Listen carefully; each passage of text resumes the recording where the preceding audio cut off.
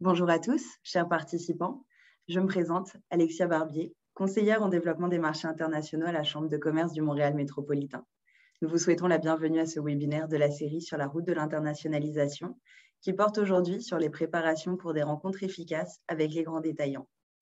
Permettez-moi tout d'abord de remercier nos partenaires qui ont rendu cet événement possible, en commençant par Investissement Québec International, ainsi que Développement économique Canada pour les régions du Québec, pour son soutien à l'ensemble de nos activités en commerce international.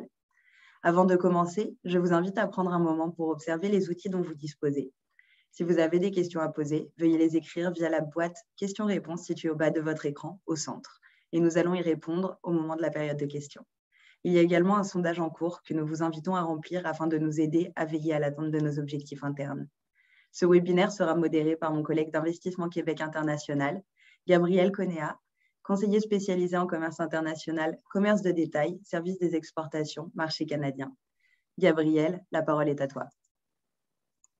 Merci Alexia et merci à tous d'être présents ce matin. Pour le bénéfice de ceux qui ne savent pas qui on est chez Investissement Québec International, je peux vous dire, on peut commencer. On était autrefois connu sous Export Québec. Donc, pour ceux qui connaissaient Export Québec, ça vous donne une petite idée de ce qu'on fait. Dans le fond, on couvre tous les secteurs sauf l'agroalimentaire. L'agroalimentaire relève du MAPAC, donc les entreprises de nourriture, de boissons alcoolisées. C'est des entreprises qui, si ont des projets d'exportation, ils peuvent être accompagnés par le MAPAC. Sinon, on accompagne premièrement les manufacturiers et puis les distributeurs à valeur ajoutée. Ce qu'on veut dire par valeur ajoutée, c'est qu'il faut au minimum qu'il y ait des travaux de conception ou de design de produits qui soient faits au Québec. Donc, pour tous les secteurs, si vous répondez là, à ces critères-là, sachez que chez Investissement Québec International, à la direction export, on a des conseillers et des conseillères à l'exportation qui sont assignés à des secteurs et à des zones géographiques données. Donc, par exemple, moi, je m'occupe du commerce de détail pour le Canada et les États-Unis. J'ai aussi des collègues qui s'occupent du commerce de détail pour l'Europe, un autre pour l'Asie et puis un autre pour l'Amérique latine. Et puis, j'ai aussi des collègues qui s'occupent d'autres secteurs comme l'aérospatial, le transport, les mines, etc. Donc, en gros, ça, c'est notre équipe. Puis, qu'est-ce qu'on fait comme service? Deux grandes catégories de services. Premièrement, des activités. Donc, on fait des salons, des missions commerciales hors Québec, où on prend des cohortes d'entreprises du Québec, puis on se déplace à l'extérieur de la province pour faire de la commercialisation, dans le fond. Et puis, chez Investissement Québec, on peut faciliter, dans le fond, la logistique de ces activités-là. Puis aussi, on peut souvent offrir des forfaits préférentiels aux entreprises québécoises qui veulent participer. Puis sinon aussi, on fait des accompagnements. Donc, on aide les entreprises individuellement à mettre en œuvre leur plan d'exportation ou leur plan d'affaires à l'international. Si une entreprise veut se préparer, il n'y a pas encore de plan d'exportation ou de plan d'affaires à l'international, on vous conseille de faire affaire avec votre ORTEX. Sachez que chaque région du Québec a un organisme régional de promotion des exportations qui est là pour vous aider à préparer vos démarches de commercialisation hors Québec avec un plan d'exportation ou un plan d'affaires. Et puis, quand c'est le temps de mettre en œuvre ce plan-là, c'est là que Investissement Québec à la direction export, on peut vous aider. En gros, on peut fournir des informations stratégiques, par exemple. Donc, si vous voulez, par exemple, une liste d'entreprises, si vous visez, par exemple, le nord-est des États-Unis, puis vous aimeriez savoir une liste des quincailleries qui sont présentes dans la région, c'est ce genre de trucs qu'on peut fournir. On peut faire des mises en relation avec des partenaires. Donc, si vous voulez être mis en relation avec des distributeurs potentiels, des acheteurs, vous cherchez un courtier ou peut-être un 3PL dans une région donnée, on peut vous aider avec ça. Si vous cherchez à embaucher des représentants hors Québec, on peut aussi vous aider à recruter des représentants. Et puis, on peut même vous aider avec l'aide à l'implantation. Donc, si vous voulez implanter un entrepôt, un centre de fabrication, une salle d'exposition hors Québec, on peut aussi vous aider avec ça. On travaille toujours en collaboration avec les bureaux du Québec qui sont hors Québec. Donc, on a des bureaux à Toronto, Moncton, Vancouver, et puis on a aussi des bureaux aux États-Unis à Atlanta, New York, Chicago. Donc, on est un petit peu la porte d'entrée vers les services de ces bureaux hors Québec là. Donc, ça vous donne une petite idée de ce qu'on fait chez Investissement Québec International. Maintenant, avant de vous présenter au présentateur de la première présentation, je tenais à vous rappeler, là, gardez vos questions pour la fin Et puis, si vous avez des questions, vous voyez au bas de votre écran, il y a un petit icône Q&A. Merci d'écrire vos questions là et non pas dans le chat. Ça va être plus facile à gérer pour nous à la fin. Donc, sans plus, je vous introduis à M. Denis Courchaine, qui est fondateur et président de Québec Contact. Denis, la parole est à toi. Bien, merci, M. Conéa. Alors, Denis Courchaine, fondateur de la compagnie Québec Contact. Alors, je m'assure que la présentation est disponible. Voilà. Alors, peut-être Gabriel me confirmer que tout fonctionne bien à l'écran. Juste la mettre en mode présentation, Denis. C'est parfait. C'est déjà fait. Alors, encore une fois, merci là, pour l'opportunité d'être ici aujourd'hui pour partager mon expérience. Alors, je vais vous présenter, de vous faire un survol de mes 30 ans d'expérience. Ça fait déjà 30 ans que je fais du bureau chef Québec, hors Québec également. Alors, je vais vous parler rapidement de ma compagnie que j'ai fondée il y a une dizaine d'années. C'est quoi être prêt à aller présenter en bureau chef? Souvent, les gens ne savent pas par où commencer. Alors, il y a des étapes importantes. Combien ça coûte? Je suis sûr que je vais avoir votre attention sur les coûts. Les erreurs à éviter avant de présenter, mais il y a aussi des erreurs à éviter une fois qu'on est listé. Alors, je vais essayer de vous partager au maximum mon expérience dans ces 30 prochaines minutes. Alors, personnellement, j'ai un bon 20 ans d'expérience. J'ai travaillé avant d'être entrepreneur. J'aime bien dire que j'étais 20 ans employé et là, j'espère être 20 ans entrepreneur et prendre ma retraite. C'est mon objectif environ.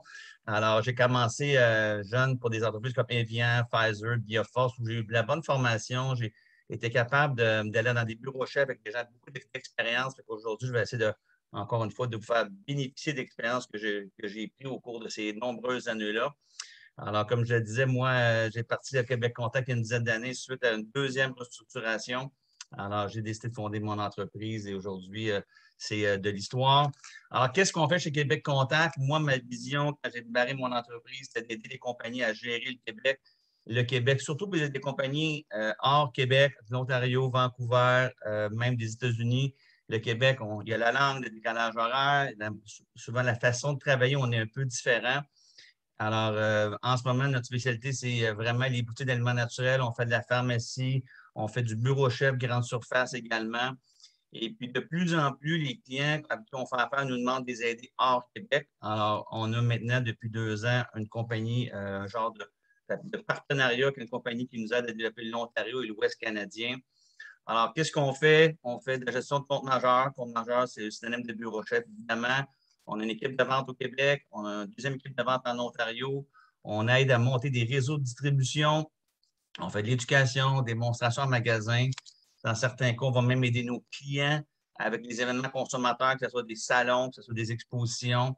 On va les supporter également si on a besoin d'aide au niveau de leur plan de vente et plan marketing. Alors, c'est ce qu'on fait chez Québec Contact. Alors, sans plus tarder, on va aller dans le vif du sujet. Les grands détaillants, pour moi, c'est les Couche-Tard, c'est les Shoppers Drug Mart, c'est les Canadian Tire, c'est les London Drug dans l'Ouest canadien. Je vous dirais qu'il y a des gros points en commun avec tous les bureaux chefs, la façon de travailler. Mais pour moi, la chose la plus importante, c'est d'être prêt. La plus grande erreur, c'est vraiment de se présenter puis pas être prêt. Puis j'aime bien faire la blague, dire à ta première date, tu t'arranges pour être bien habillé, bien peigné. Si à votre première rencontre, vous n'avez pas les outils, vous n'êtes pas prêt, ça laisse, je vous dirais, un petit côté amer à votre présentation. Alors, je vais essayer de vous donner un maximum d'informations aujourd'hui pour que vous arriviez et que vous soyez prêt. On va commencer.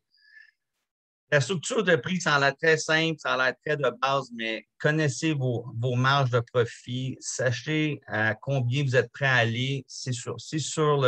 Durant la rencontre, on vous demande c'est quoi ton meilleur prix, tu peux baisser de 5 %. Vous devez être prêt. Soyez prêt, faites vos calculs, faites-vous des scénarios avant de vous présenter. C'est certain que ça prend un prix de gros, le prix de base qu'on appelle. Souvent, les clients vont vous demander un rabais d'introduction, vont vous demander un rabais pour ci, un rabais pour ça. Alors, connaissez vos chiffres, connaissez vos marges. Puis, je vous dirais, la deuxième chose la plus importante, c'est arriver avec votre emballage final avec le code UPC. Moi, j'ai vu des regards d'acheteurs regarder comme même pas le code UPC. Ah oui, on va le mettre la semaine prochaine ou dans 2 semaines. C'est pas grave, on dirait que ça laisse une mauvaise impression. Alors, avant de vous présenter, si ce n'est pas un emballage fait par une machine, que c'est fait à la main, c'est correct, mais il faut que ça soit les bonnes couleurs. S'il vous plaît, pas de faute d'orthographe. Moi, j'ai vu des fautes en français, en anglais. Et puis, j'ai déjà des acheteurs qui m'ont dit, ben, quand tu auras un emballage clean, sans erreur, tu reviendras me voir. Tu sais. Fait ça, je vous dirais, je les ai mis en premier, là, pas tout ça de prix, vos chiffres. Votre emballage, il doit être à la limite parfait, je vous dirais, avant de vous rendre dans les bureaux chefs. Même, je me souviens, il y a 25 ans, chez Métro, si tu n'avais pas l'emballage final, c'était interdit de présenter. Et là, on remonte assez loin, merci. Tu sais. Pour les gens qui sont vraiment là, nouveaux, je vais vous donner un petit peu de jargon sans aller dans tous les détails. GS1, c'est pour avoir vos codes UPC. Ça pourrait être une conférence d'une demi-heure, 1 heure en soi, mais c'est très facile sur Internet. Alors, pour avoir votre code UPC, pour que vos produits en bon québécois scannent à la caisse, ça vous prend évidemment le code UPC. Alors, vous achetez un certain nombre de codes sur GS1, très simple. La deuxième chose importante pour les grosses bannières, les métros, les Sobeys de ce monde, c'est ici CNET. Encore une fois, ça peut être une conférence d'1 heure juste sur ici CNET, mais dans le fond, moi, quand j'ai commencé ma carrière, on remplissait des feuilles bleues. Une feuille bleue, c'était l'information sur chacun des produits. Alors ça veut dire le poids, dimension, produit par caisse, le nombre de caisses par palette. Maintenant, ces feuilles bleues-là, c'est révolu dans les principales grandes bannières. Alors, en allant mettre votre information sur ICCNet, alors les bannières, vous leur donnez accès, ils vont aller puiser l'information sur chacun de vos produits. Important, s'il y a une erreur, si vous faites affaire avec 3-4 bannières qui ont une erreur, là, les 3-4 bannières vont avoir la même erreur. Assurez-vous d'engager des gens qui connaissent ça ou de bien prendre le temps de remplir l'information sur ICCNet. Vous allez voir, ça demande quand même un peu de temps, ça demande un peu de patience, mais une fois que c'est fait, c'est là et ça va vous épargner beaucoup de temps. Et puis, il y a même des détaillants qui vont dire, si tu n'es pas sur ICCNet, nous autres, on ne va même pas te parler, on n'a pas le temps. Là. Alors, on est rendu là en 2021. L'importance de LinkedIn, je vous dirais, j'espère que vous avez tous un compte LinkedIn. Je me doute que oui, mais sinon, allez-y, mettez quelques heures pour solliciter des gens. C'est une source d'information incroyable au niveau de les achats, ça change, les gens bougent. Des fois, on va courir après une personne, mais ce n'est pas la bonne personne. Elle ne va pas vous rappeler pour vous dire, hey, c'est pas moi, là, appelez l'autre bureau d'à côté. Alors, c'est vraiment pratique d'avoir LinkedIn de nos jours. C'est un outil que je vous suggère fortement de maximiser. Alors, moi, personnellement, je suis dessus, je suis là régulièrement. Et puis, tu montes ton réseau. Alors, je vous encourage fortement à utiliser cet outil-là. Avoir une présentation professionnelle, je vous dirais, c'est comme je disais tantôt, on a juste une chance de faire une bonne impression. Ayez une présentation écrite, clean, sans faute d'orthographe. Alors, ça, ça va rester si l'acheteur oublie quelque chose, parce que même si vous faites une belle présentation, l'être humain, on oublie. Moi, ça m'arrive d'oublier ce que j'ai mangé hier soir pour souper, évidemment.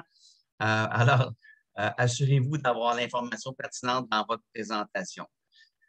Dans cette présentation-là, ça prend un plan marketing écrit. Alors, je vais vous donner un exemple précis. Chez Jean Coutu, si tu arrives là et que tu n'as pas un plan marketing écrit, incluant, je vous dirais, les médias sociaux et votre adresse site web, ne sont même pas intéressés à te rencontrer. Alors, moi, j'ai des gens, des acheteurs qui m'ont dit, Denis, on a déjà une marque privée. On ne veut pas une deuxième marque privée. Une marque privée, c'est une marque qui n'est pas publicité, qui n'est pas connue du consommateur. Les gens achètent sur le prix. Alors, votre marque, elle doit absolument se démarquer. Et l'acheteur, ce qu'il veut savoir, c'est moi, quand je vais mettre des produits sur la tablette, est-ce que ça va se vendre ou ça va mourir là? Et moi, j'ai vu des beaux produits, des beaux emballages qui, malheureusement, après 1 an, ça ne sortait pas, ça ne se vendait pas. Et si après 1 an, votre produit ne bouge pas sur les tablettes, qu'il n'y a pas un certain volume, vous êtes délisté, discontinué de la bannière. Et après ça, bonne chance pour retourner à la charge. Fait que je vous dirais, là, il y a beaucoup de travail à faire sur votre plan marketing. Ça n'a pas besoin d'être un plan marketing avec la télévision ou de la radio, là. Mais au moins, il faut démontrer aux bannières, voici ce qu'on va faire. Il y a des gens qui me disent, ah, ben, Denis, je ne peux pas dépenser 100 000 $, 50 000 $, peu importe le chiffre, avant de savoir s'ils vont prendre les produits. Non, non, non. j'ai dit un plan marketing écrit. Et ce qu'on peut dire à la bannière, c'est que si on travaille avec une bannière pour l'instant, c'est à partir du moment que vous allez nous dire oui, que vous êtes intéressé à travailler avec nous, voici ce qu'on va mettre en place. Alors, vous n'avez pas besoin de bouquer rien, là, que ce soit radio, médias sociaux, rien, mais au moins, il faut démontrer à l'acheteur que vous allez travailler pour que le produit soit connu des consommateurs et puis que le produit va se vendre en tablette. Si votre acheteur n'a pas confiance, s'il y a le moindre doute que le produit ne va pas vendre avec un certain volume, il y a très peu de chances que vous soyez accepté dans cette manière-là. On a une petite pause. Alors, je continue. Qu'est-ce qui est important avant de vous présenter devant un acheteur d'une grande bannière? Allez visiter des magasins de la bannière et aussi des bannières compétitrices idéalement, mais principalement de la bannière. Si vous voulez rentrer chez Jean Coutu, prenez une demi-journée, une journée, allez parler à des gérants, allez parler à des directeurs de magasins, même des employés qui font juste placer des produits. Des fois, ils vont vous donner une information qui va être très pertinente, savoir, vous devez connaître votre marché. Moi, je me rends compte souvent des gens qui tombent en amour avec leur produit, c'est bien correct. Tout le monde a l'impression. Moi, la phrase typique que j'entends souvent, c'est moi, j'ai le meilleur produit. Oui, je suis bien content, puis je suis d'accord avec vous, vous avez le meilleur produit, mais votre compétiteur dit la même chose. Alors, si vous êtes capable de savoir qu'est-ce qui se passe au détail, avoir des commentaires de personnel qui sont sur le terrain, ça va vraiment vous démarquer, ça va vous aider à présenter à votre acheteur d'une façon efficace. Ils vont voir que vous savez de quoi vous parlez. Puis les acheteurs, je vais vous dire, moi, je pense qu'ils n'ont pas le temps d'aller sur la route.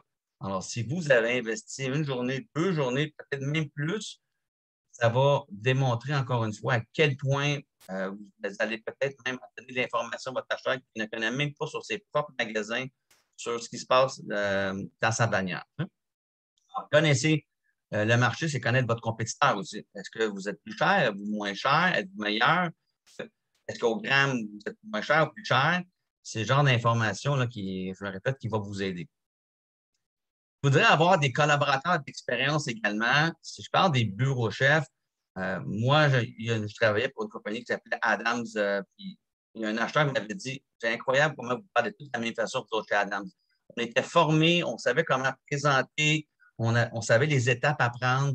Alors, les bureaux chefs sont débordés. Les acheteurs, ils en ont, surtout avec tout ce qui se passe depuis 2 ans, le temps est important. Alors, il faut savoir comment lui parler. Il faut savoir quoi présenter, qu'est-ce qui est important. Moi, je vous dirais, si vous n'avez pas l'expérience dans un nouveau bureau chef ou au nouveau service en magasin, il faut vraiment vous entourer de gens qui ont de l'expérience. Je vais vous donner un exemple précis au niveau du service en magasin. Dans les bannières du Québec, en Ontario, c'est différent, bannière pharmacie. Au Québec, il y a l'Ordre des pharmaciens du Québec qui fait en sorte que 2 Jean Coutu, c'est 2 propriétaires différents. Tandis qu'en Ontario, 2 Shoppers Drug Mart, c'est des magasins qui appartiennent à la bannière. C'est des magasins corporatifs. Alors, au Québec, une fois que vous allez être listé en pharmacie, le travail commence à se faire sur le terrain. Alors, il faut aller voir chacun des magasins pour promouvoir votre produit. En Ontario, c'est différent au niveau de la pharmacie. Il y a des journées, j'aimerais ça vivre en Ontario parce que tu fais affaire avec une personne, un individu, c'est beau. Tu envoies ton produit dans 500, 1000, 2000 pharmacies. C'est les bannières, les bureaux chefs en Ontario qui contrôlent leurs magasins. Au Québec, c'est beaucoup plus de travail à aller développer le marché de la pharmacie. Entreposage et livraison, si votre beau-frère il a un grand garage, bien, tant mieux, mais une fois que vous allez être accepté, prenez le temps de lire. Il y a une Bible. Chacun des bannières, ont leur façon de travailler. Moi, j'ai vu des commandes être refusées. Ce n'était pas sur la bonne palette. Il n'y avait pas le rendez-vous n'était pas pris.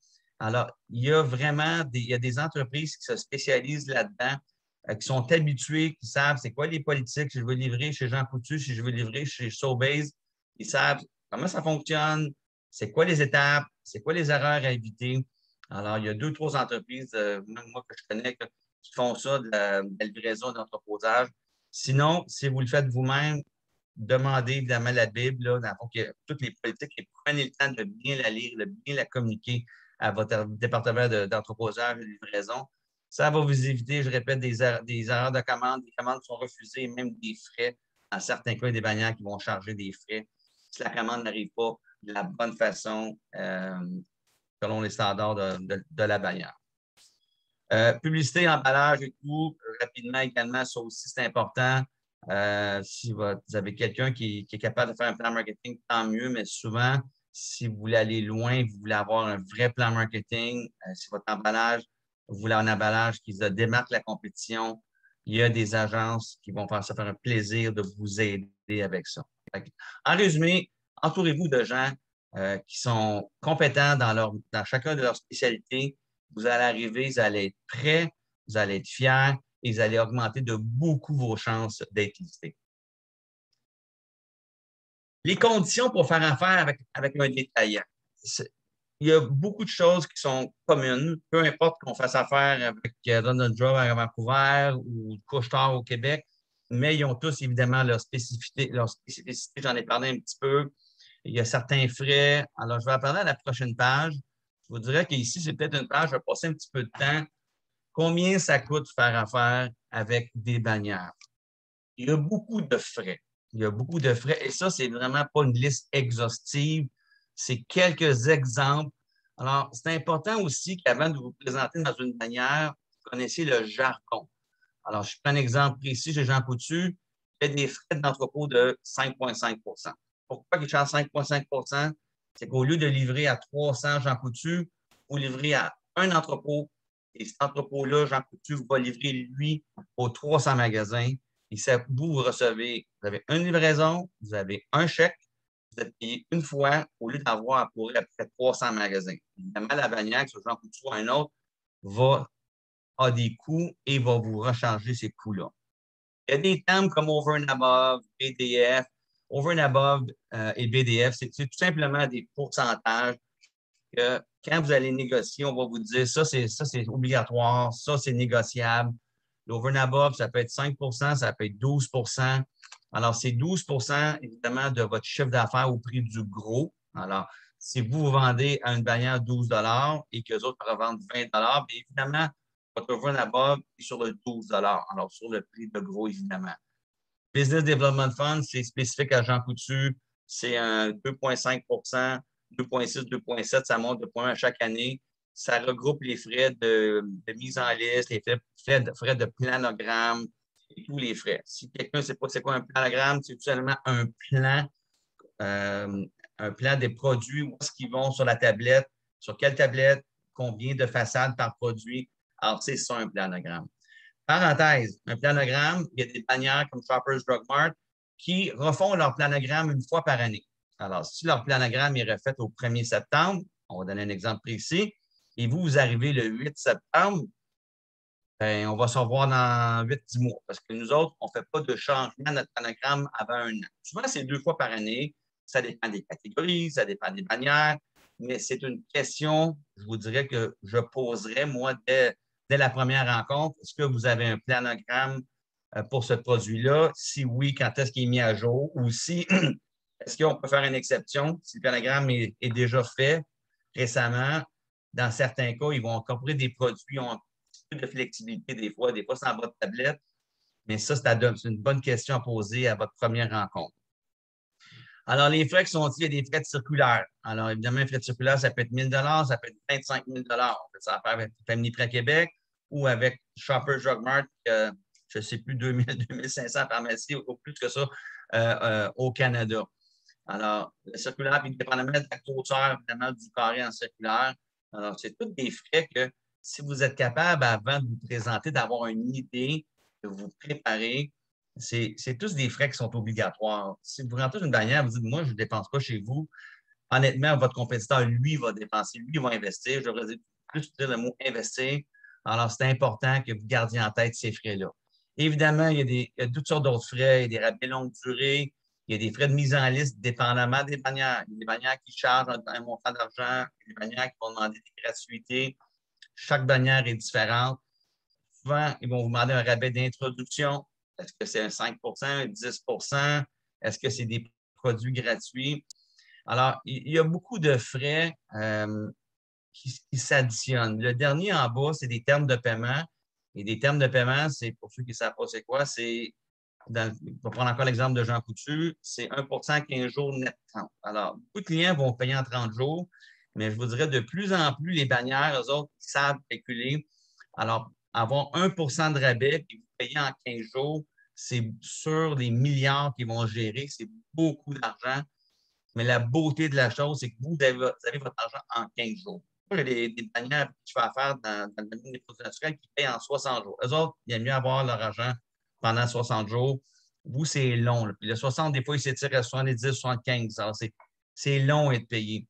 Alors, mais la plupart des grandes bannières vont demander un terme de paiement de la J'ai vu au-dessus du 2 ce qui, moi, je vous dis, c'est beaucoup 2 2 10, 2 15 jours. Moi, j'essaierais de m'en tenir à 1 ce qui est bien pour vos liquidités. Je n'ai pas écrit ici volontairement, je ne voulais pas que ça soit retenu contre moi, mais c'est quoi le total? Je vous dirais, dans ma carrière, je n'ai jamais vu rien en bas de 8-10 c'est vraiment rare. Et le record que j'ai vu sur papier, c'était 33 33 ou 34. Je me disais, mais comment tu peux avoir une compagnie saine financièrement si tu vends 100 000 et il t'en reste 66 et tu n'as pas payé tes employés, ton marketing, ton entrepôt et rien.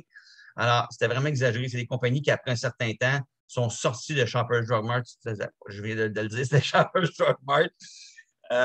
Alors, c'est pas soutenable sur le long terme de donner des si gros programmes. Fait que quand vous allez négocier, prenez le temps d'additionner le total, combien ça fait. Est-ce que ça fait 12? Est-ce que ça fait 15? Est-ce que ça fait 18? Où c'est difficile la première année, c'est que vous ne savez pas combien vous allez faire la première année. Est-ce que je vais vendre 50 000, 800 000? Moi, je ne connais pas vos produits, je ne connais pas votre catégorie, je ne connais pas la bannière, mais vous devez vous faire des scénarios. Si moi, je pense vendre 500 000 cette année et ça va me coûter 100 000, bon, okay, c'est déjà 20 je ne me trompe pas. Alors, est-ce que vous êtes prêt à payer ça pendant les 10 prochaines années? Parce que les bureaux chefs, une fois que c'est donné, c'est de l'acquis, c'est très difficile de revenir en arrière. Alors, si c'est signé à 8 votre over and above, si votre coop pour les circulaires est en pourcentage et que c'est 5, l'année prochaine, ils vont juste vous en demander plus. Alors, je n'ai jamais vu un bureau chef dire, écoute, cette année, on va baisser ça un petit peu, on va te donner une chance. En 30 ans, je n'ai pas vu ça une fois. Fait que si vous êtes à l'aise avec le programme cette année, dites-vous, si jamais c'est le même programme, je me répète, pendant 5-10 ans, est-ce que je suis à l'aise avec ça? Alors, tant mieux, go. Mais si vous n'êtes pas à l'aise avec ça, vous êtes peut-être mieux de revenir à la charte, de renégocier, d'y penser, de trouver une façon, parce que vous allez être pris dans ce contrat-là, malheureusement, à très long terme. Alors, les erreurs à éviter. Je vais regarder le temps. Il me reste combien de temps? Parfait. N'arrivez pas que des trop longues présentations. J'ai vu les gens lire leurs présentations. Les acheteurs ont de l'expérience, ils connaissent leur catégorie, ils connaissent les produits. Ayez une bonne discussion, les premières minutes surtout. Posez des bonnes questions. C'est quoi les objectifs du détaillant? Est-ce qu'il y a des nouveaux magasins? Qu'est-ce qu'il y a de nouveau sur la bannière? Comment va la catégorie? Vous vendez des chips, vous vendez des aspirateurs. Comment ça va? Est-ce que c'est à moins 10 ou c'est en pleine croissance? C'est quoi les défis qui font face en ce moment? Est-ce que votre compétiteur manque d'inventaire et vous avez de l'inventaire? Posez des bonnes questions, ça va orienter votre présentation. Ça peut tout changer. Moi, je vous dirais que les premières 5 minutes de votre présentation, si vous êtes capable d'avoir un petit peu d'informations sur qu'est-ce qui se passe dans la bannière, ça va vraiment vous aider, vous démarquer et vous donner des bonnes chances d'être listé. Une autre erreur à éviter, c'est penser que vos produits vont être rapidement sur la tablette. Je vous donne un exemple. Il faut que je vous donne un exemple précis. J'ai un acheteur qui voulait, chez Sobeys, IGA, qui voulait rentrer un produit. Alors, une marque, pardon. Alors, l'acheteur a dit oui, je le veux, je sais que c'est bon, parfait. Là, nous, on fait bien de présentation, là, on ne met aucune pression, l'acheteur le veut. Là, l'acheteur tombe malade. Alors, un mois ou deux personnes, la personne est remplacée, 2-3 mois, cet acheteur-là n'a tout simplement pas le temps, il est nouveau.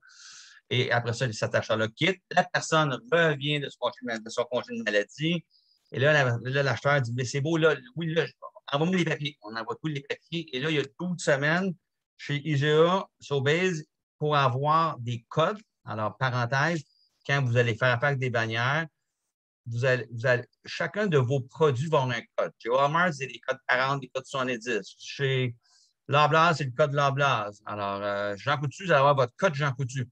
Alors, c'est un code de référence pour la bannière, pour chacun de vos produits. Alors, le département de création des codes chez IGA avait 12 semaines d'attente. Ce qui a fait en sorte, c'est que malgré que j'avais un acheteur qui voulait rentrer la marque, ça a pris presque un an avant une fois qu'on a les codes, après ça, c'est d'avoir la commande, et quelques jours de suivi, quelques semaines de suivi. On a eu notre commande, mais ça a pris quand même un an. Alors, soit ça prend des fois, c'est rapide. Dans la COVID, il y a eu des exceptions avec évidemment là, des gels pour les mains, des produits système immunitaire. Ça, curieusement, le 12 semaines est devenu une semaine. Alors, évidemment, ces produits-là, il y avait une urgence. Alors, ils sont tombés sur le dessus de la pile et ont été listés très rapidement. Mais moi, j'ai vu des compagnies produire en grosse quantité et souvent les produits qui sont périssables, donc qui ont 1 an ou 2 ans ou 3 ans de date. Et là, que le produit dort en entrepôt 6 mois. Alors, quand il arrive chez le détaillant, il est déjà 6 mois de perdu. Là, avant de faire votre production, pensez-y comme il faut. Vous, si vous voulez rentrer la semaine prochaine, dans 2 semaines, ce n'est pas certain que ça va être aussi vite. Ça se peut, ce n'est pas impossible, mais il faut toujours évidemment planifier que ça peut être un petit peu plus long que prévu.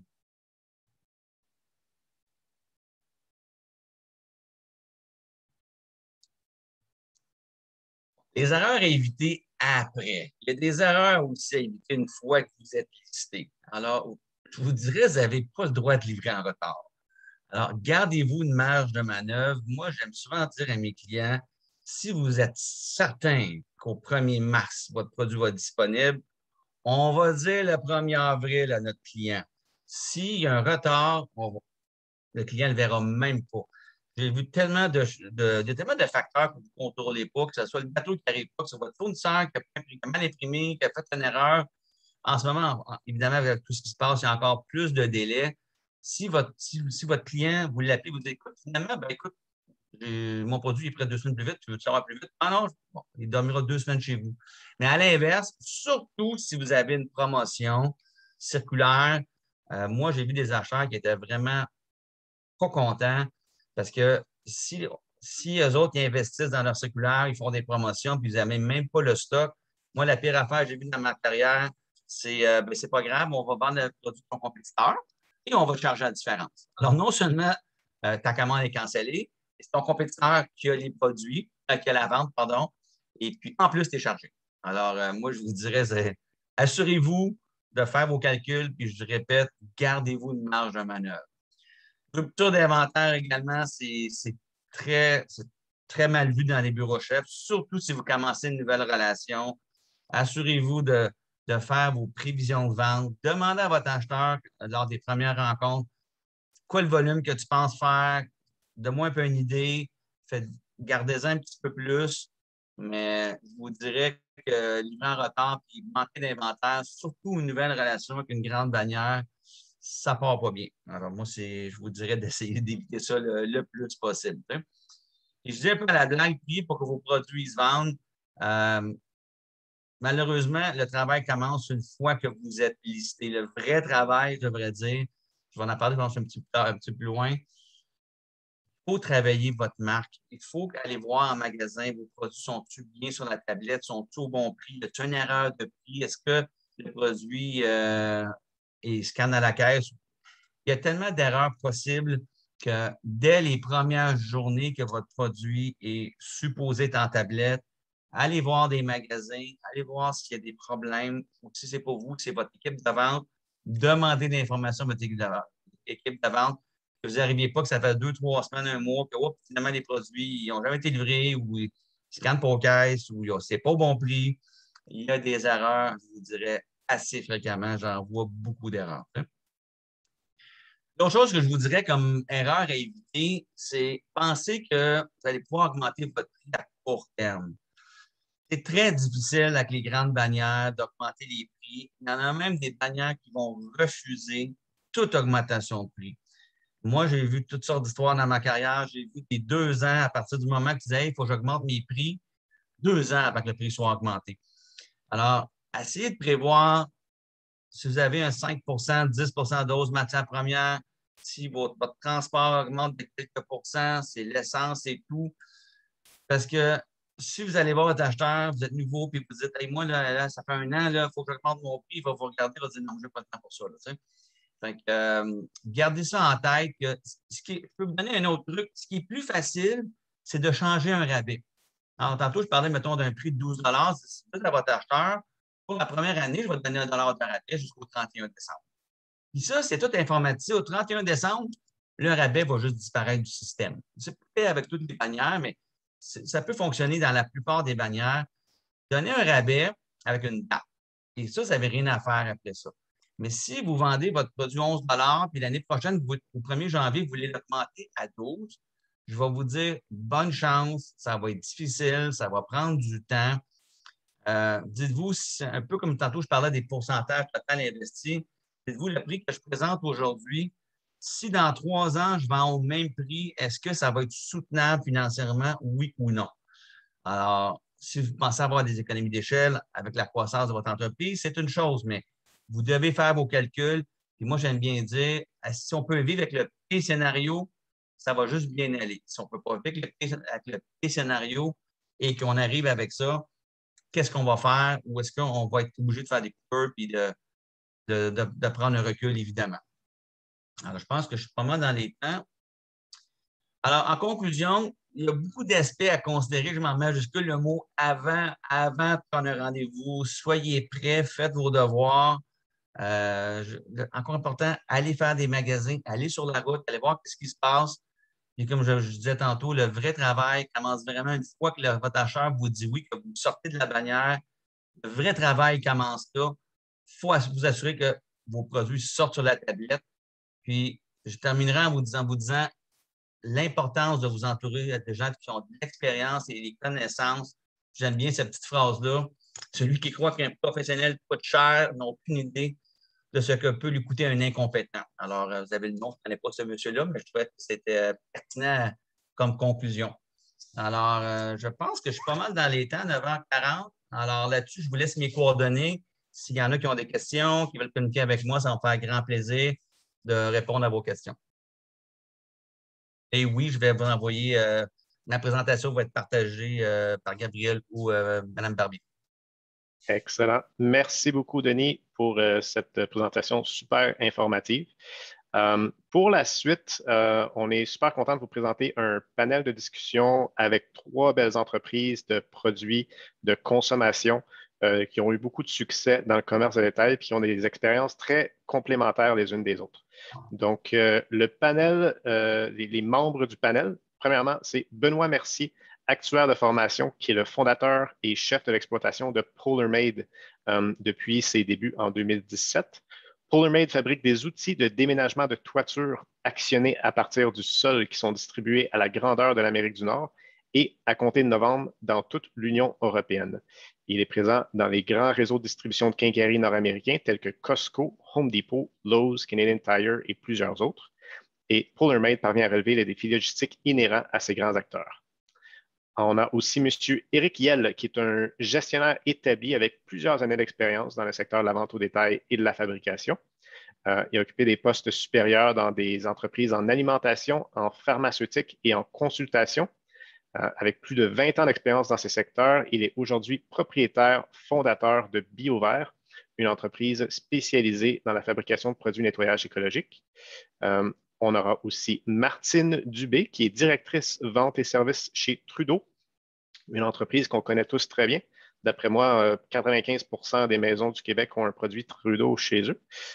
Donc, Martine cumule plus de 15 ans d'expérience en vente dans le secteur des biens de consommation. Elle a notamment travaillé pendant 13 ans chez PLB International, un grand fabricant et exportateur de nourriture pour chiens et chats basé à Boucherville.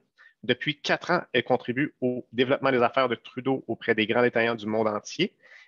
Les produits de Trudeau sont vendus dans plus de 30 pays et chez les plus gros détaillants au monde tels que Walmart, Target, Kroger, Costco et Loblaws. Et finalement, pour modérer le panel, nous avons un diplômé de l'Université McGill, de l'Université de Montréal, de HEC Montréal et du Conservatoire de musique de Montréal, M. Jean-Guy Côté, qui est présentement directeur général du Conseil québécois du commerce de détail, le CQCD, et ça depuis mars 2021. De 2015 à mars 2021, il a été directeur associé de l'Institut du Québec. Il a aussi occupé plusieurs fonctions au sein du cabinet ministériel québécois, en plus d'avoir été directeur stratégie et affaires économiques de la Fédération des chambres de commerce du Québec. Sous sa direction, l'IDQ a publié des études sur l'accord économique et commercial global entre le Canada et l'Union européenne, sur le commerce électronique et sur le vieillissement de la population. Donc, sur ce, j'inviterai les membres du panel et le modérateur à ouvrir leur caméra et leur micro.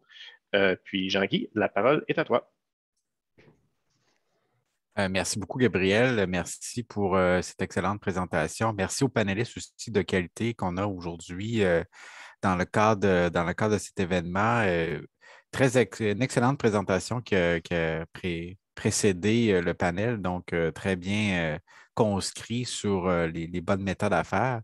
Puis ça me permet de faire un peu de millage avec vous, panélistes. Là, on a parlé beaucoup de la préparation, du pitch d'entrée, comment arriver, être prêt, qu'est-ce qu'on doit faire. J'aimerais que vous me partagiez peut-être quels sont les aspects de vos produits des entreprises qui sont essentiels à présenter, puis comment vous les préparez lorsque vous voulez entrer dans des nouveaux endroits, des nouveaux clients potentiels dans le commerce de détail. Je ne sais pas qui veut se jeter à l'eau en premier. Je vais me mouiller. Parfait. Je vais me mouiller. Denis, une très bonne présentation, puis c'était une bonne référence pour nous autres parce que j'avais comme un checklist pour voir avec sa présentation. Oui, je fais ça, oui, je fais ça, oui, je fais ça, fait que je suis correct. Écoutez, bonjour à tous. Je pense que c'est très d'appoint la présentation parce que le détail, autant que c'est un domaine qui est excitant pour nous autres, je suis sûr que Martine et Benoît partagent la même chose que moi. On est là-dedans parce qu'on aime ce qu'on fait, mais c'est une business qui n'est pas simple, comme vous avez vu dans la présentation de Denis. Ça demande beaucoup de stratégie. Alors, Jean-Guy, pour répondre à ta question, puis peut-être pour partager de l'information, il faut être au courant qu'au Canada, les détaillants ils se font présenter en moyenne à peu près 20 000 nouveaux produits par année. Donc, c'est énorme, c'est beaucoup de choses à regarder. Il y a beaucoup de bons produits, il y a beaucoup de mauvais produits. S'il y a une chose à retenir, c'est de ne pas, puis Denis l'avait bien mentionné dans la présentation, c'est de ne pas surestimer le produit qu'on vend. Nous, on est émotifs, on sait tous le travail qu'on a mis en arrière de notre produit pour arriver à quelque chose de final pour le consommateur. Et puis, c'est ça on est émotifs. Donc, c'est sûr qu'on veut que notre produit fonctionne et peut-être on surestime ça. Alors, de mon côté, moi, la stratégie que j'ai toujours adoptée, ça a toujours été de travailler un peu à l'envers.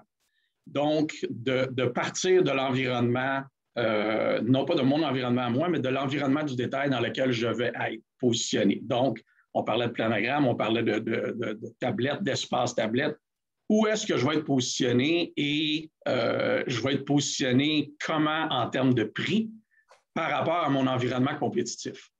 Donc, si je vise à vendre ou j'aimerais que mon produit soit vendu à 4,99,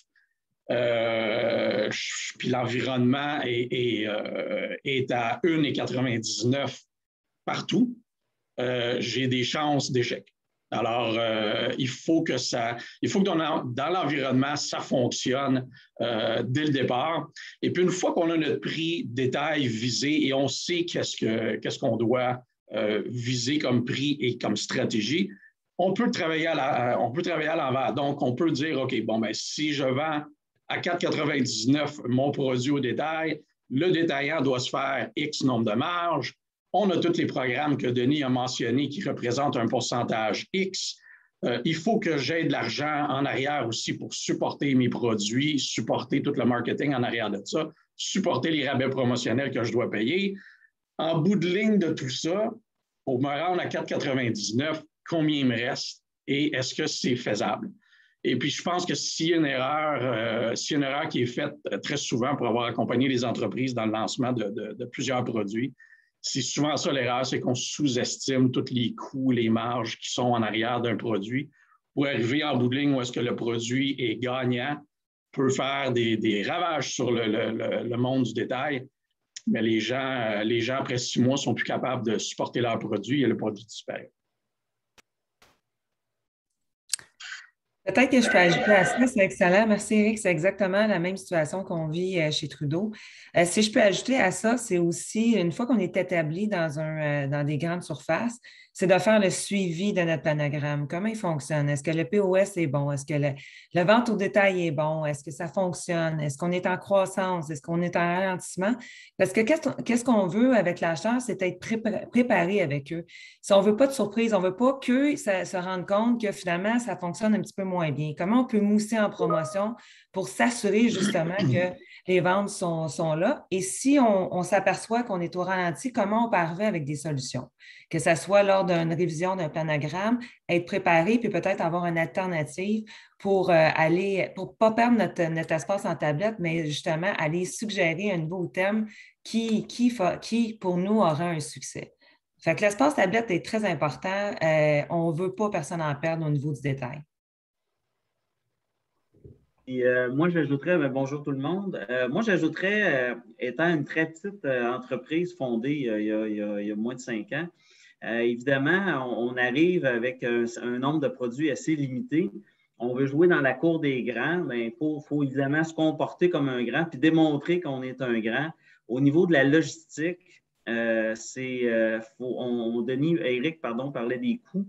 Un des coûts importants, c'est le coût à l'interne que ça représente d'avoir à gérer l'introduction d'un produit puis la gestion du produit dans les systèmes. Puis ça, dans notre coût de revient, c'est une chose qui est extrêmement importante. Puis moi, j'ai en tout cas senti le besoin, comme petite entreprise, de justifier ou d'essayer de démontrer que PowerMate, c'était aussi gros qu'une grande entreprise, puis que j'étais déjà bien établi, puis technologiquement, puis logistiquement, j'étais à la hauteur. L'autre chose aussi, comme Éric disait, c'est que les acheteurs, là, ils sont inondés de personnes qui veulent entrer leurs produits. Hein. C'est un peu comme les dieux des achats. Ben, c'est faux. Comme moi, j'ai essayé de faire les présentations les plus courtes possibles. Puis avant d'établir une stratégie de prix, ben, on peut le poser comme question. C'est quoi les rabais que vous voulez que j'inscrive? Parce que dans le fond, s'il s'attend à avoir 35 de rabais, l'exemple que Denis disait tantôt, ben moi, ça ne me dérange pas. Je vais juste donner un prix gross qui va faire en sorte que quand ils vont tous prendre leur déduction, ben, qu'on puisse avoir un prix qui représente une situation gagnante-gagnante, autant pour nous que pour l'achat.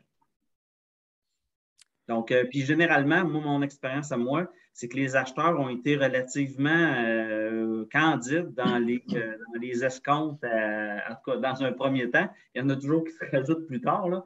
Mais ça l'a fait, pour moi, ça l'a fait une différence. J'ai minimisé, en fait, les erreurs ou les oublis que j'ai pu faire au niveau des fameux escomptes. Merci beaucoup. Je rappelle aux participants qu'ils peuvent poser des questions dans la section Q&A, donc ne pas vous gêner. Il y aura une période de questions qui va suivre le panel. Je fais un peu, encore une fois, du mélange à ce que M. Mercier a dit. Les acheteurs, vous disiez, M. Yel, que c'est 20 000 produits qui se font présenter.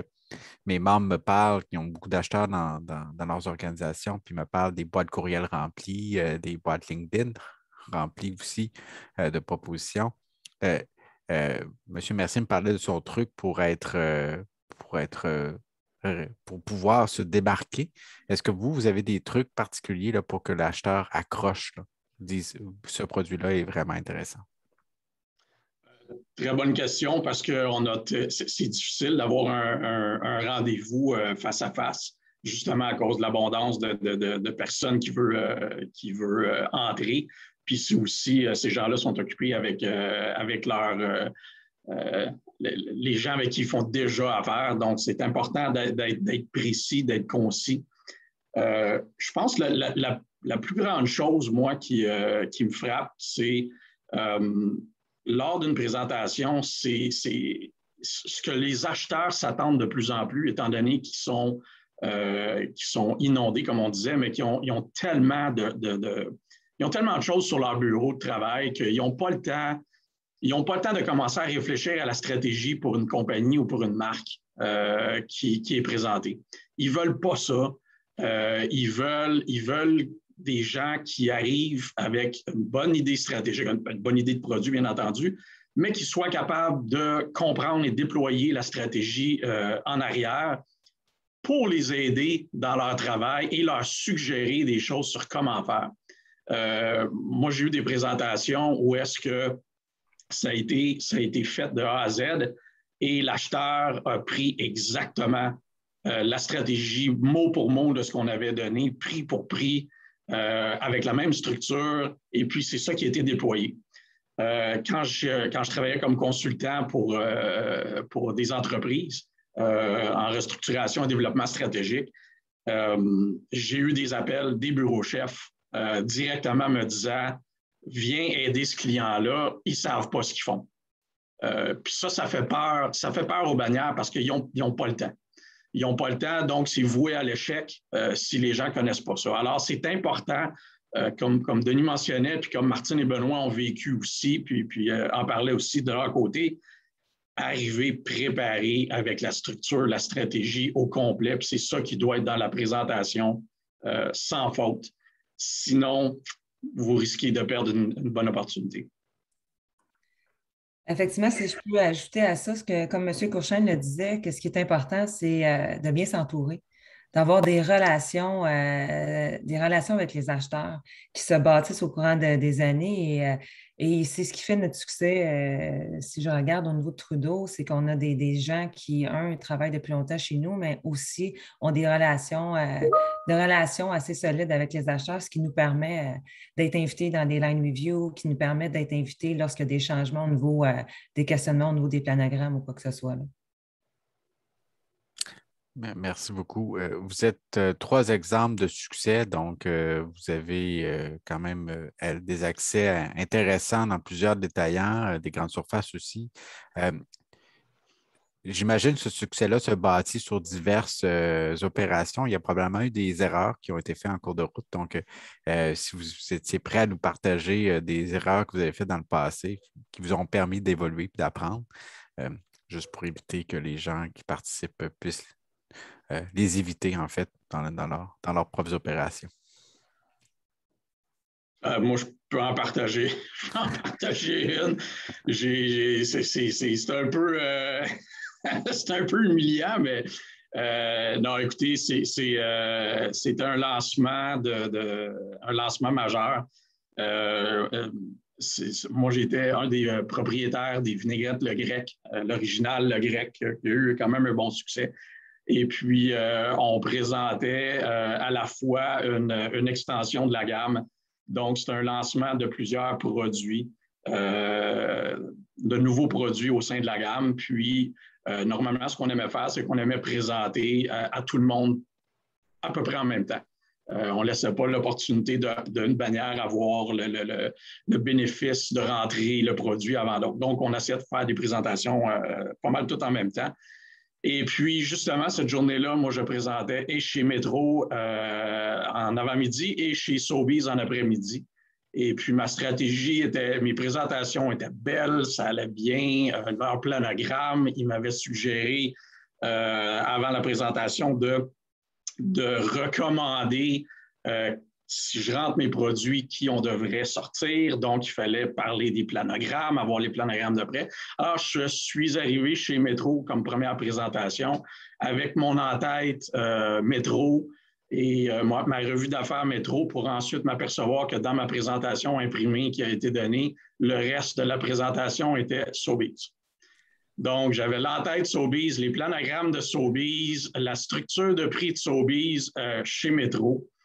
Donc, l'acheteur a été bon joueur. J'ai pu y enlever la présentation des mains, puis prendre dans ma valise la bonne présentation. Mais en tout cas, on a bien ri, mais c'était un peu humiliant. Alors, On en fait tous des erreurs.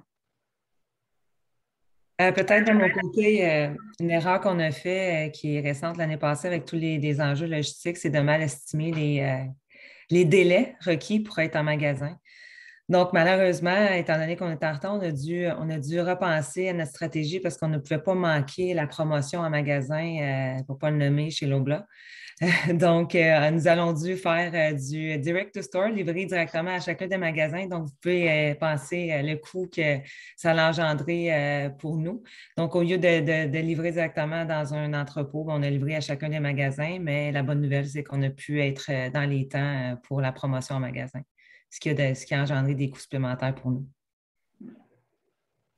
Moi, de mon côté, si j'avais à recommencer mes premiers pitchs, je ferais des présentations beaucoup plus concises. Puis, je ne sous-estimerais pas les connaissances qu'ils ont du marché dans lequel on est, mais je ne surestimerais pas non plus leur connaissance d'un point de vue technique. L'utilisation des vidéos, en tout cas dans mon cas, moi, pour montrer les propriétés du produit, ça va. C'est une vidéo d'1 minute, ça explique ce qu'elle a à dire. Tu ne pars pas dans un élan, comme Éric disait, dans un élan d'ardeur émotive sur ton produit. Puis au niveau de la logistique, ben nous, première grosse commande qu'on livre dans les entrepôts Costco aux États-Unis, on a des erreurs de débutant. Hein. Une des 3 commandes, on n'a pas envoyé ça sur des palettes chefs. Donc, les palettes bleues, là, il a fallu, évidemment, la livraison a été refusée, ramenée en fait à notre centre de distribution au Vermont. Donc, ça allait impliquer des coûts monstrueux pour une erreur, pour un oubli.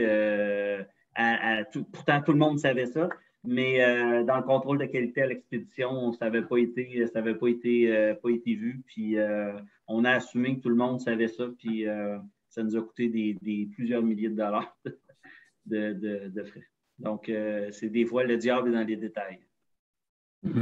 On commence tous, on apprend tous de nos erreurs, mais vous êtes quand même des francs succès. Mais une fois que vous êtes entré, le pitch de vente a bien fonctionné, le détaillant a mis vos produits sur ses tablettes, les ventes commencent à entrer. On s'attend à quoi après? C'est quel genre de relation qu'on doit développer avec le détaillant? Est-ce qu'on fait des suivis? Est-ce qu'on s'attend à des feedbacks? Est-ce qu'il y a beaucoup de paperasse, de formulaires? Donc, c'est quoi votre expérience dans l'après-pitch de vente, finalement? De mon côté, ça réside beaucoup dans des revues stratégiques. De se faire lister et de faire entrer des nouveaux produits, ce n'est qu'un premier pas. Faut vraiment, après ça, s'assurer que le cycle de vente se fasse rapidement, de façon profitable pour la bannière. Il faut parler, autant qu'on veut que le consommateur ramasse notre produit, les détaillants ont un gros rôle à jouer là-dedans aussi. Donc, c'est toute la stratégie d'analyse de est-ce que nos stratégies promotionnelles fonctionnent. Si je mets quelque chose en promotion, moi, ça me coûte des sous pour donner un rabais. Le détaillant va baisser son prix. Quelquefois, va baisser sa marge aussi pour mettre le produit en rabais. Est-ce que ça fonctionne? Est-ce qu'on va chercher des nouveaux consommateurs avec ça? Ou est-ce que tout ce que ça fait, c'est que ça déplace nos ventes en rabais et le consommateur va en acheter il va acheter 2 produits et n'achètera pas le mois prochain un produit qu'il achetait de façon régulière. Donc, il y a définitivement une analyse pour s'assurer que ça se fasse, que ça se fasse en bonne et due forme et que les détaillants sentent qu'il y a un support de notre produit. Puis pour nous aussi, comme manufacturier, on veut voir que le consommateur prenne le produit et à quel moment il prend le produit. Est-ce qu'il l'achète autant en prix régulier qu'en prix promotionnel ou il m'achète seulement en prix promotionnel? Donc, il y a quand même beaucoup de travail à faire après, surtout en revue stratégique. Effectivement, de notre côté aussi, c'est continuel. Une fois qu'on est listé dans un magasin pour un certain produit, par la suite, on a la relation établie. Puis là, on arrive dans nos saisonnalités. Donc, on peut faire des promotions avec des nouvelles offres parce qu'ils sont toujours à l'affût étant donné que si ça fonctionne, notre produit, on peut faire des offres promotionnelles, que ce soit pour Noël, que ce soit pour Black Friday, que ce soit pour la saison barbecue. Donc, il y a vraiment une planification qui est faite à long terme, là, je vous dirais entre 8 et 12 mois d'avance et des fois un peu plus pour justement aller chercher toute la saisonnalité. Puis ensuite de ça, on ajoute le promotionnel sur un plano qui est déjà existant. Donc, comment on peut mousser un peu plus les ventes à ce niveau-là. Donc, une fois qu'on est rentré dans un grand détaillant, le travail ne fait que débuter. Par la suite, c'est une relation et ça fait juste continuer de semaine en semaine et de mois en mois à établir des nouveaux produits. Moi, de mon côté, c'est un peu différent d'Éric et Martine, puisque on produit un outil saisonnier qui est l'hiver seulement. Donc, j'ai un produit qui se vend quelques mois par année. En fait, moi, ce que je dirais, c'est que les acheteurs, évidemment, tout se planifie longtemps à l'avance. Donc, il faut être à l'affût. Faut être à l'affût que très rapidement, ces gens-là s'attendent à avoir des réponses. Puis des réponses, c'est pas fais-moi ta liste de prix, fais-moi ton line review. Des fois, c'est j'ai besoin de ça pour le restant de la semaine. Ils s'attendent à avoir des réponses dans la même journée. Donc, pour moi, l'entretien d'une relation est beaucoup basé sur la rapidité, je pense, à laquelle on est en mesure de répondre. C'est aussi vrai au niveau des livraisons. Mais pour moi, le début de la relation puis le maintien de la relation, c'est une chose qui m'a surpris le plus, à quel point il faut être rapide dans nos réponses si on veut maintenir ces relations-là. Aujourd'hui, on est en virtuel. Il y a 2 ans, on serait tous dans une salle en train de se voir en face à face en conversation avec des gens dans la salle. Donc, actuellement, on est en virtuel. La pandémie a changé beaucoup de choses. Dans votre travail, comment ça change concrètement, l'avant, puis le maintenant et le futur, finalement, sur l'opération que vous devez faire pour entrer dans les magasins? Écoutez, c'est sûr que ça a changé. Ça a changé pour tout le monde, dans le fond. Ça a changé. Il y a des points, Jean-Guy, qui sont positifs. Il y a des points qui sont négatifs. Denis le mentionnait de ses années d'expérience. Puis moi aussi, ça fait à peu près le même temps. C'est beaucoup, puis Martine en parlait tantôt, c'est une business de relations. C'est les gens, on aime être devant les gens, on aime les rencontrer, même si c'est quelques fois par année. C'est toujours le fun de s'asseoir devant ces gens-là puis d'avoir le temps et leur oreille à discuter avec eux autres, où est-ce qu'on s'en va, qu'est-ce qui se passe avec nous, puis les bonnes choses qui se passent entre nous.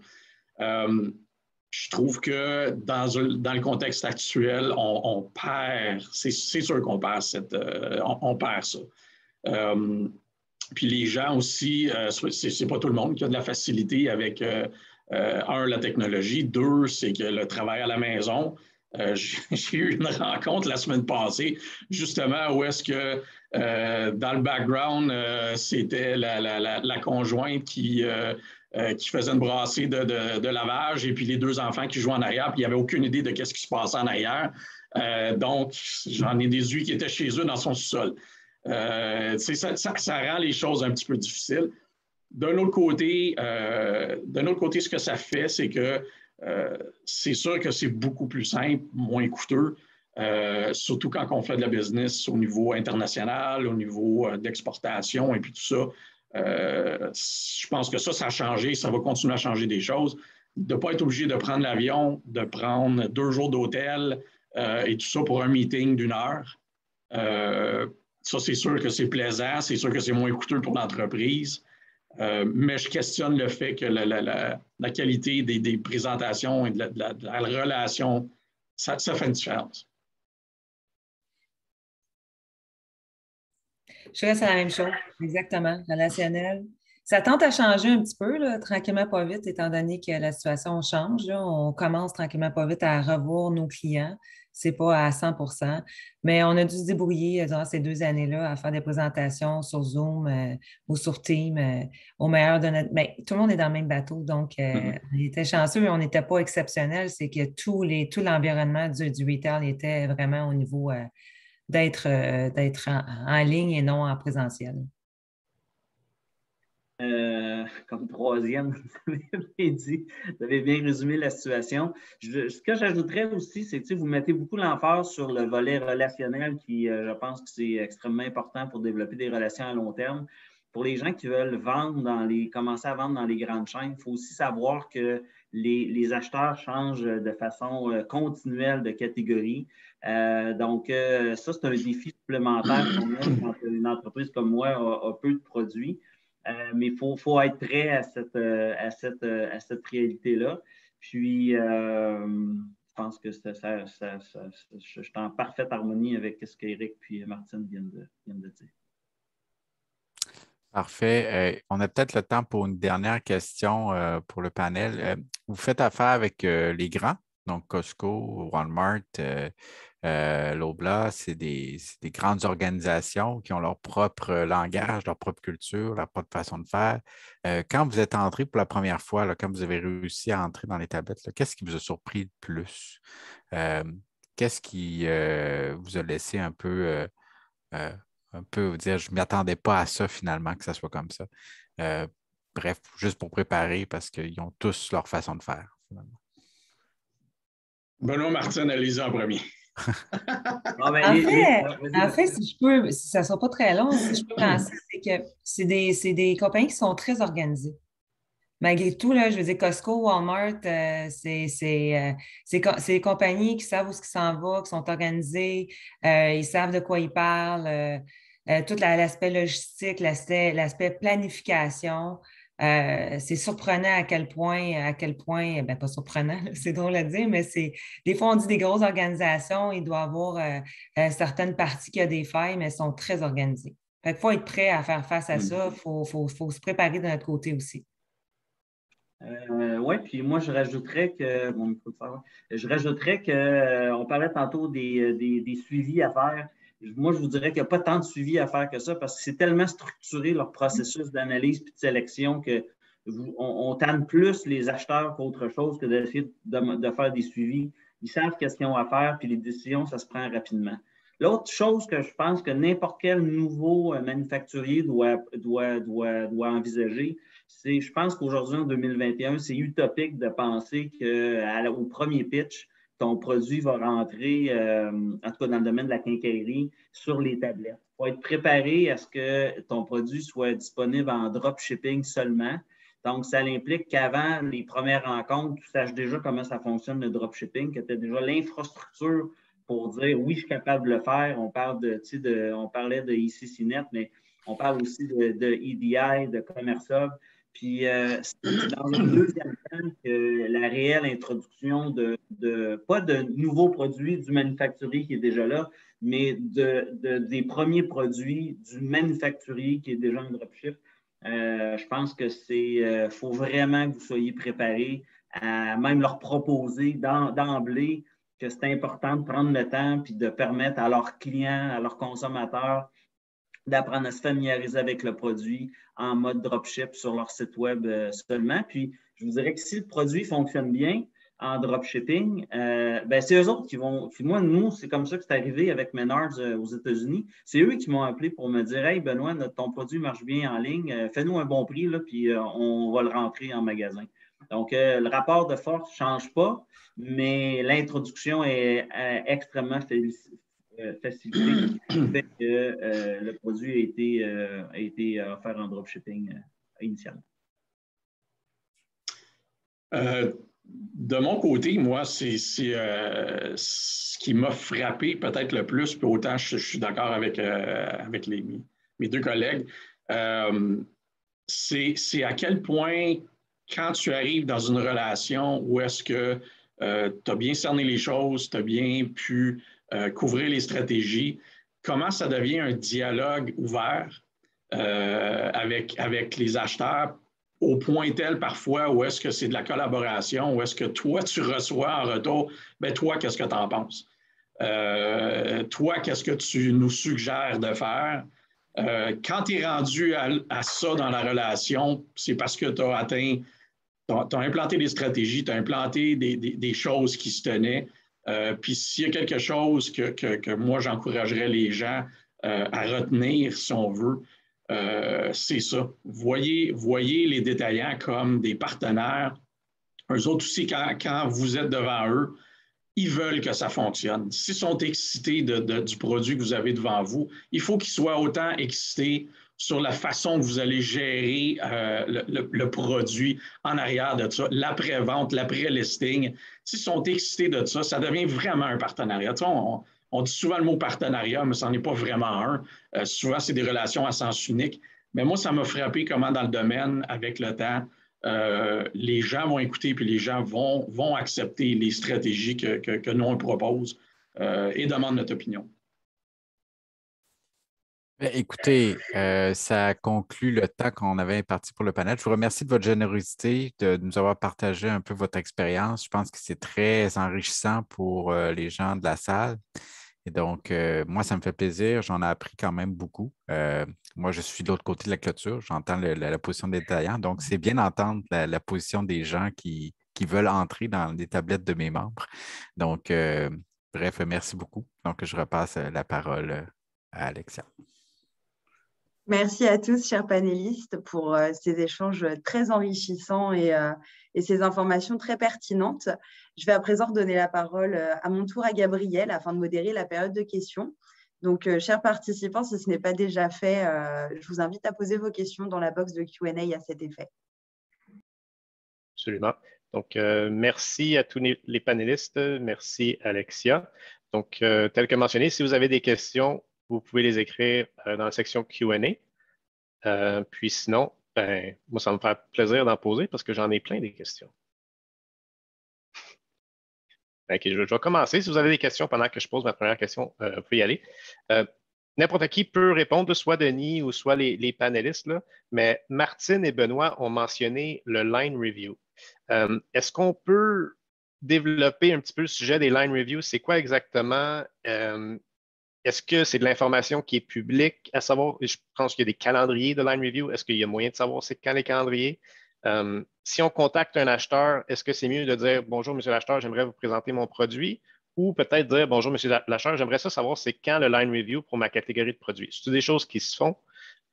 Puis ce serait-il possible de développer avec le concept des line reviews? Je peux répondre, c'est très facile à répondre. Je vous dirais que moi, je sais que les manières vont faire des exceptions. Je l'ai parlé un petit peu auparavant. Alors, je vais poser la question, mais dans certains cas, ils ne font pas d'exception. Alors, moi, je demanderais tout simplement, écoute, ça dépend de votre produit. Si votre produit, l'acheteur, il veut vraiment, là, même si le line review était la semaine passée, il y a peut-être des chances qu'il va quand même le faire entrer. Je parlais souvent, il y a une période, il y a un endroit flexible dans le planogramme où il va faire une exception, il va l'envoyer même si ce n'est pas planogrammé. Fait que la question est excellente, mais dans certains cas, c'est juste pas négociable. Je pense que chez Shoppers Drug Mart, Pharmaprix, si tu l'as manqué, c'est reviens nous voir l'année prochaine quand on va refaire notre line review. Un line review pour eux autres, c'est pas compliqué. Puis quand on parlait que votre produit, une fois qu'il est rentré, le travail commence, si après un an, eux autres, ils regardent leur planogramme et c'est tout calculé, c'est tout informatisé. On en vend 0,5 par magasin par mois, c'est passé, mais lui, à côté, on en vend 2 par magasin par mois. Alors, c'est sûr que ces autres, leur line review, c'est une gestion par catégorie. Ils vont revoir la catégorie et ils vont rentrer des nouveautés. Fait que si vous êtes dans la nouveauté, vous êtes content cette année d'être là. Mais si vous, dans un an, votre produit n'a pas performé, bien, c'est vous qui va débarquer pour quelqu'un d'autre en bas. Puis moi, quand je travaillais chez Pfizer, la phrase qui revenait souvent, c'est pas de nouveauté, pas de croissance. Alors, si ça s'applique à une compagnie, ça s'applique au bureau de chef également. Alors, eux autres aussi, ils veulent avoir de la croissance, sont évalués sur la croissance. S'ils n'ont jamais une nouveauté, ça va être difficile d'aller chercher de la croissance. Alors, je pense que ça répond à votre question. Oui, parfait. Puis peut-être que Benoît il y avait quelque chose à ajouter. Ce que j'ajouterais aussi, c'est que, tu sais, on parle des line reviews, dans le fond, qui est souvent un questionnaire uniformisé pour que tout le monde réponde dans le même cadre.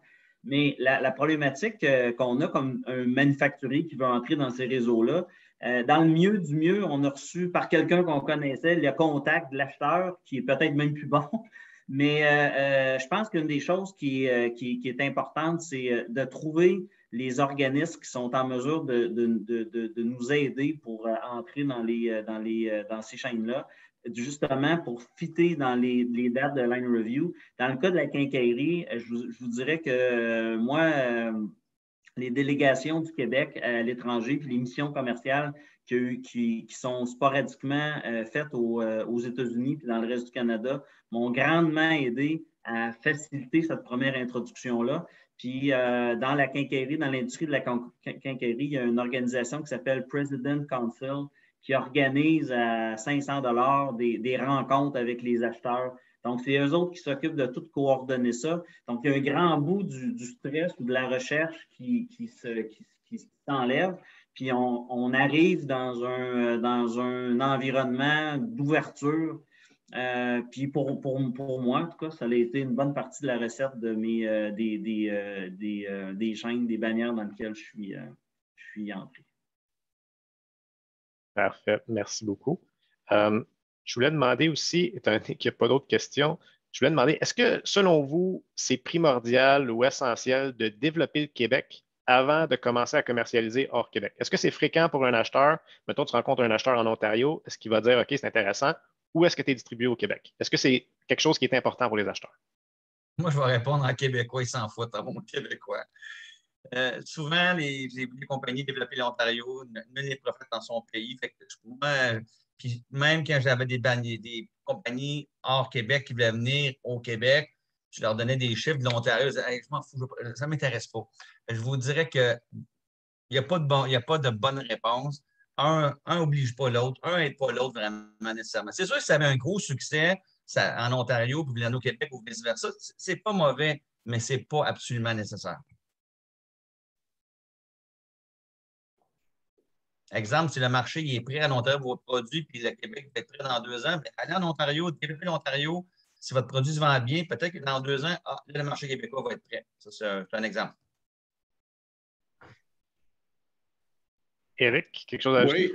Oui. Ben, nous autres, de notre côté, étant une compagnie québécoise, pour enchérir ce que Denis dit, souvent, c'est parce que c'est plus facile financièrement, opérationnellement, au niveau de la logistique et puis tout ça, de couvrir ton territoire, ta cour arrière. Donc, souvent, c'est ça que les manufacturiers vont faire au niveau des opérations. Et c'est souvent aussi l'endroit qui devrait être le plus profitable parce que c'est le plus accessible. Dans notre cas, c'est clair qu'on a vu, surtout avec la COVID en 2020, où est-ce qu'il y avait beaucoup une stratégie au niveau des bannières, au niveau des détaillants, avoir une stratégie d'achat local. Et puis, on voit de plus en plus à travers le Canada, il y a vraiment un push là-dessus, tant au niveau alimentaire qu'au niveau, d'autres produits en CPG, Consumer Goods. Il y a ça. Donc, on voit Aliments Québec. On voit en Ontario un peu la même chose. Donc, c'est clair que ça a maintenant sa place dans une stratégie, dans un marché, si tu es local. Mais d'un autre côté, je suis d'accord avec Denis, si tu as un produit qui est bon pour l'ensemble du Canada,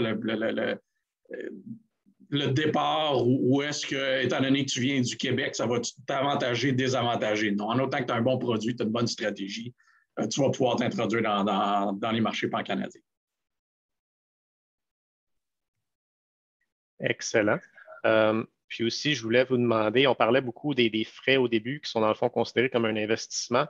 Est-ce que vous avez une idée, ça prend combien de temps en général avant de devenir profitable pour un petit peu, c'est ça, aller chercher les coûts qui ont commencé au début? Là? Je ne peux pas répondre à la question sans connaître la compagnie, la profitabilité de chaque catégorie. C'est juste impossible à répondre. Mais moi, ce que je dirais, c'est ça peut être difficile la première année. Si les gens pensent qu'après 3 mois, ils vont être riches, malheureusement, c'est rarement le cas.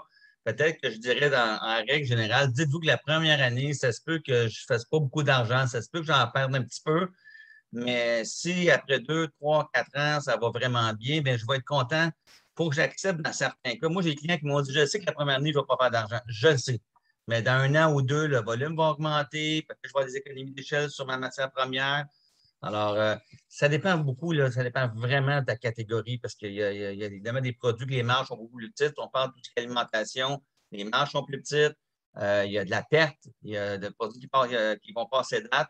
Si on parle des articles en bois, bien, ça ne passe pas de date, ça ne périme pas. Alors, c'est vraiment dépendant de votre catégorie. Parfait.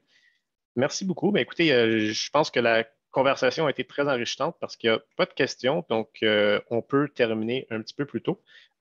Alexia, hop là, il y a une question qui vient d'arriver. Quelles sont les pratiques courantes pour ce qui est des ventes fermes et ventes que si le détaillant ne vend pas assez, il vous retourne le stock et vous devez le rembourser? Moi, je peux donner un exemple, là, je veux voir. Oui, c'est un exemple que je peux donner. Dans le cas de Jean Coutu, ils ont une politique là, que ce qu'ils font, c'est que si après un an, le produit ne se vend pas, 1 an et demi ou 2 ans, peu importe, ils vont le liquider. Alors, je prends des chiffres précis. Vous avez vendu votre produit 12 $, le magasin, le détaillant au consommateur, c'est 20 $. Ils vont le vendre à moitié prix. Alors, à moitié prix, ça veut dire 10 au lieu de 20. Et ils vont vous charger 10 $, mais pour une période de 8 semaines. Alors, je répète, pendant 8 semaines, ils vont avoir une étiquette tablette, vous allez voir liquidation. Alors, vous, tout ce qui va être vendu durant ces 8 semaines-là, on va vous charger 10 $. Imaginez, vous avez vendu 12 $ le produit. C'est certain qu'il y a une perte. Mais tout ce qui n'est pas vendu à partir de la 8e semaine, le magasin est responsable, il s'arrange avec. Alors, vous allez recevoir une facture. Shoppers Drug Mart, je pense qu'ils ont une façon similaire de travailler. Alors, il faut garder en tête que si jamais j'ai vu des expériences vraiment pas traumatisantes, mais presque, où la dernière commande n'a pas été payée, ils ont liquidé les produits et il y a des 50, 100 000 $ qui n'ont pas été retournés aux fournisseurs parce qu'ils s'en sont servis pour liquider les produits qui ne se vendaient pas. Excellent. Merci beaucoup, Denis, puis merci beaucoup pour la question. Donc, s'il n'y a pas d'autres questions, Alexia, on peut y aller avec la conclusion.